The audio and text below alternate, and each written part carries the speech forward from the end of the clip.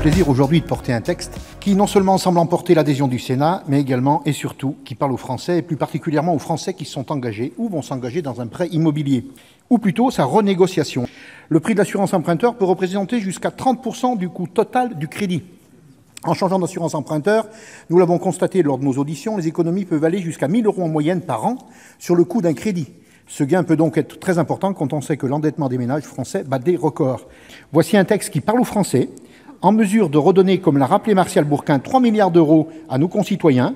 Je vous invite donc, mes chers collègues, à voter ce texte et je vous invite, Madame la Ministre, à le soutenir à l'Assemblée nationale pour une adoption rapide et définitive. Je vous remercie.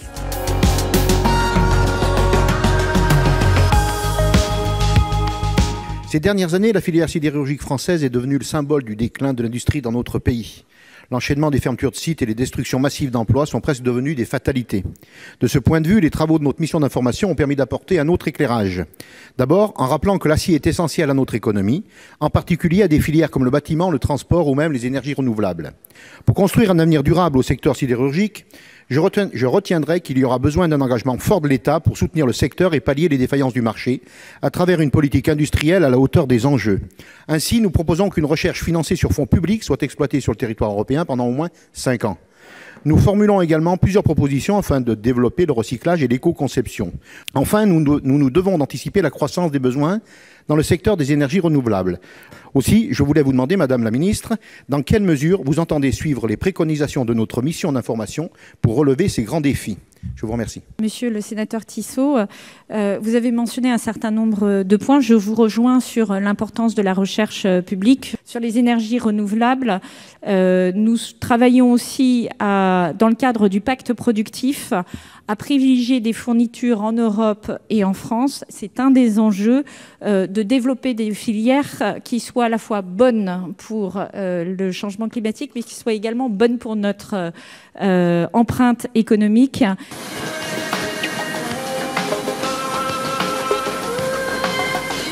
Récemment, j'ai eu l'occasion de visiter un moulin sur mon département, un moulin qui produit de l'électricité, et à lui seul, il produit 320 000 kWh d'électricité par an.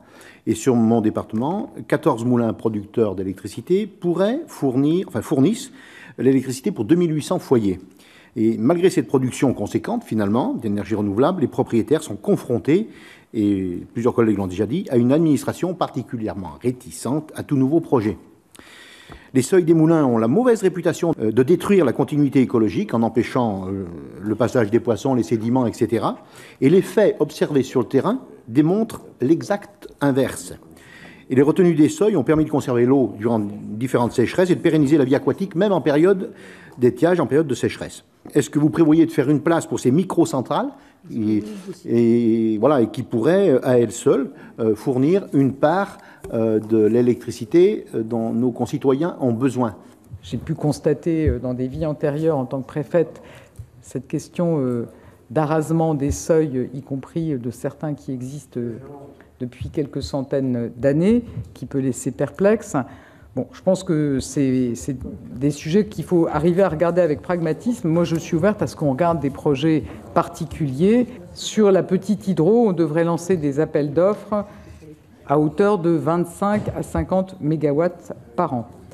Et par ailleurs, on doit certainement pouvoir améliorer des installations existantes pour augmenter la puissance produite.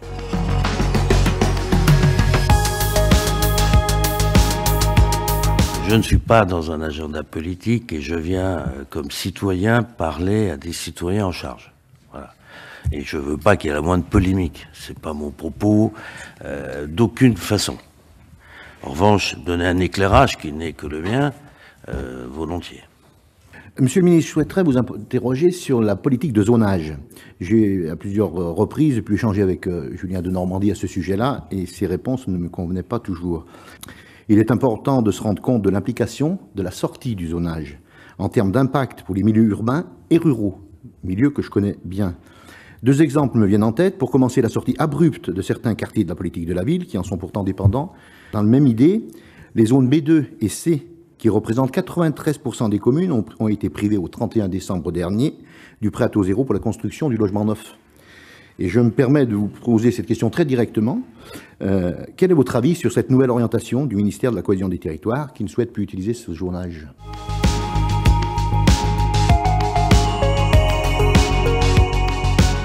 La crise due au Covid-19 a jeté une lumière crue sur notre dépendance à l'égard d'acteurs lointains. Elle nous invite aussi à réinterroger en profondeur notre système économique avant de le relancer. La prise de conscience de la nécessité de retrouver de la souveraineté est désormais largement partagée et transcende certains clivages politiques, comme le démontre ce débat aujourd'hui. La présence dans nos territoires d'entreprises industrielles conditionne de fait le maintien de nos emplois. Ainsi, la reconquête industrielle ne doit pas se réaliser au détriment des territoires ruraux. Ces territoires doivent profiter des plans de relance et de relocalisation industrielle. Dans tous les cas, la relocalisation de nos productions doit s'accompagner d'une reconversion écologique de notre industrie et de notre agriculture. Ceci implique d'une part un engagement massif de l'État dès le prochain plan de relance et d'autre part un conditionnement des aides d'État à un engagement véritable des entreprises dans la transition écologique et notamment au maintien de l'emploi et des investissements en France. Je voulais aborder aujourd'hui le sujet de la rénovation énergétique des logements car il répond à 3 enjeux forts. Un enjeu environnemental, puisque le secteur du bâtiment représente 43% de la consommation d'énergie finale en France et compte pour près du quart des émissions de gaz à effet de serre. Un enjeu social, puisque 12 millions de nos concitoyens sont en situation de précarité énergétique. Un enjeu économique, on recense ainsi en France 7,5 millions de passoires énergétiques, soit autant de chantiers non délocalisables en perspective pour lancer fortement ce secteur fondamental dans notre économie, celui du bâtiment et des travaux publics. Aussi, les parlementaires socialistes proposent d'engager une approche nouvelle de la rénovation thermique des bâtiments en créant immédiatement une prime unique pour le climat. Cette prime universelle aurait pour objectif d'accompagner l'ensemble des propriétaires du parc privé dans la réalisation de travaux améliorant significativement la performance énergétique du logement. Nous vous proposons ce dispositif, construit avec l'apport des principaux acteurs du logement au travers de nombreuses auditions, pour un véritable changement d'échelle de la rénovation énergétique dans notre pays. Là, ici, il y a 30 000 masques. 30 000 sur 1 million d'invendus. Une aiguille dans une botte de foin. Pourtant, dès le 17 mars dernier, les tissages de Charlieu, spécialisés dans l'habillement féminin, sont sur le pied de guerre. L'entreprise investit 1 million d'euros et dévoue sa production à la confection de masques en tissu. 3 mois plus tard, c'est la douche froide, la faute notamment aux masques jetables venus de l'étranger. En visite à Charlieu, le sénateur Jean-Claude Tissot appelle chacun à prendre ses responsabilités. Ils ont mis tous les métiers, tous les gens, les 70 personnes de cette entreprise ont été sur le pont, comme je le disais, le samedi et le dimanche. Et aujourd'hui, maintenant que la crise est passée, on met la tête sous le sable, on dit finalement on gagnera plus d'argent à les acheter ailleurs. Non, soyons sérieux, il faut qu'il y ait une volonté politique.